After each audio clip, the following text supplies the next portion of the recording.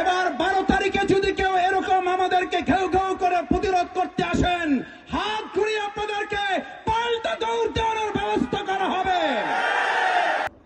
ইনশাআল্লাহ।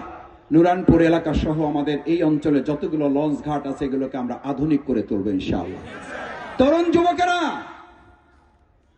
নতুন এই বাংলাদেশ 2024-এর জুলাই আগস্টে নির্মাণ করার পর আমাদেরকে আবার চাঁদাবাজির মুখে পড়তে হবে, এটাকে আমরা কেউ চেয়েছি?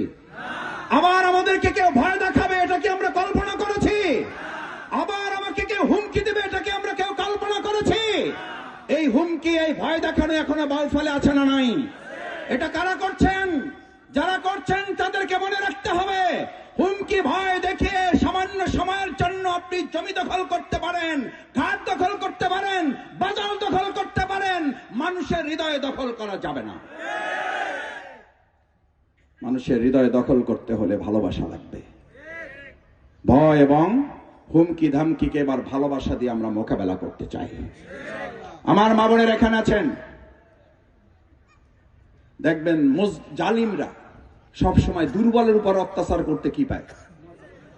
আমি ক্ষমা চেয়ে নিচ্ছি, উদাহরণটা ভালো না।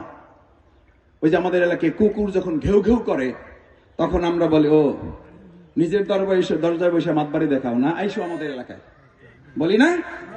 ওই ঘেউ ঘেউ করা কুকুর যখন আপনাকে একটু তাড়াইতে আসে, আপনি যদি হালকা দৌড় দেন তাহলে সে একটু দৌড় বাড়ায়, আবার যদি আরেকটু দৌড় দেন সে আরেকটু দৌড় বাড়ায়। আর যদি আপনি একটু ঘুরে গিয়ে শুধু দাঁড়াইতে পারেন, দাঁড়াইয়া যদি খালি হাতটা মাটিতে রাখতে পারেন, কিছু তোলা লাগবে না, কিছু তোলা লাগবে না, খালি হাতটা মাটিতে রাখা এরকম ঘুরাইবেন, হাতটা মারতেও হবে না। দেখবেন যেই গতিতে দৌড় শুরু করেছিল ওই গতিতে কয়েক গুণ উল্টা দৌড় দেবে না। এবার 12 তারিখে যদি কেউ এরকম আমাদেরকে ঘেউ ঘেউ করে প্রতিরোধ করতে আসেন, হাত ঘুরিয়ে আপনাদেরকে পাল্টা দৌড় দেওয়ার ব্যবস্থা করা হবে। আমার মা বোনদের হাতগুলো দেখান।